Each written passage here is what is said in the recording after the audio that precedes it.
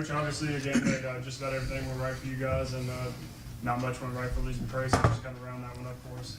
Well, I don't know if I felt that way always on the sideline, but I thought that we got out to a really good start, especially defensively, and limited them from the three-point line. They made the 2 threes initially coming out of the gate, and I don't think they made another 3 for the rest of the half.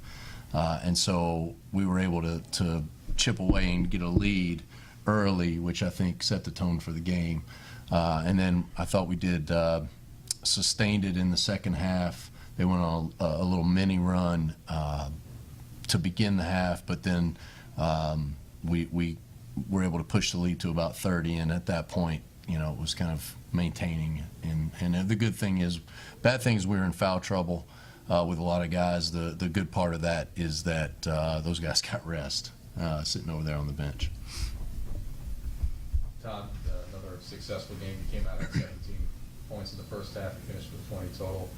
What's been working for you lately? This is 2 high-scoring games in a row that you can shoot the ball well. Really like coming out and warming up.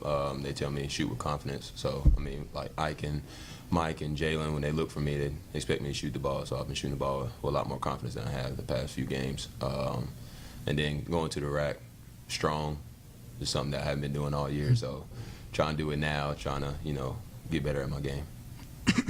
Ike, Lees-McRae plays that fast up and down style.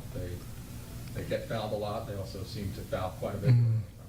40-something combined fouls in this game. As the point guard with all those stoppages, with all the up and down, how were you able to control the pace? It's definitely hard. No? You know, they make the game ugly, but I mean that's the way they play. But you just gotta keep composure. I'm always looking over there. Coach Lundy's just telling me to keep my head and just telling everybody to calm down. So me as the point guard, it's my job to just keep everybody intact. How do you keep everybody focused? You take a 23-point lead into the locker room.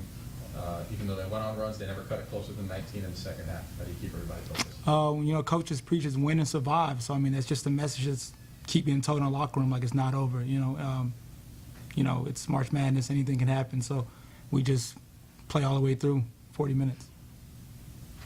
Coach, you held them to 35% shooting. What was going well for you, and how were you able to shut them down offensively? I thought that we were able, especially initially, to keep them out of the lane, and then our help was good. We had some mismatch problems, and I thought we played lineups that allowed us to play smaller, and you know, fortunately we had that flexibility.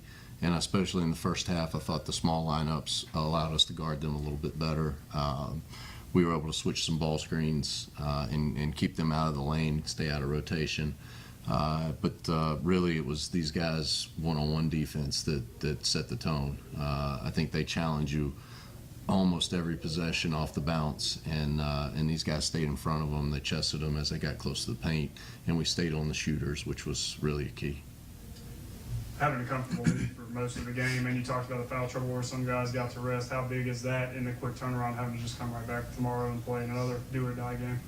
Well, I think it's big as long as those guys don't let the frustration of having fouls chip away at their confidence at all. I told them in the locker room, however you felt about having foul trouble, you should twist that up in your mind and say, hey, I got to rest because we're going to play in 28 hours. So we'll flip that into a positive. I think there were a couple guys that first NCAA game, they wanted to come out and have a better performance, and the foul trouble limited that, but it could be a blessing in the end. Were you able to watch any of UNC Pembroke in that wild game with the buzzer beater, and kind of what do you make of tomorrow, 5 o'clock for the semifinal?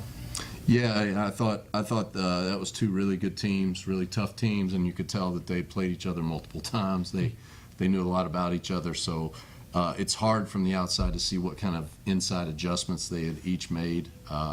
But we got our work cut out for us because they're a good team.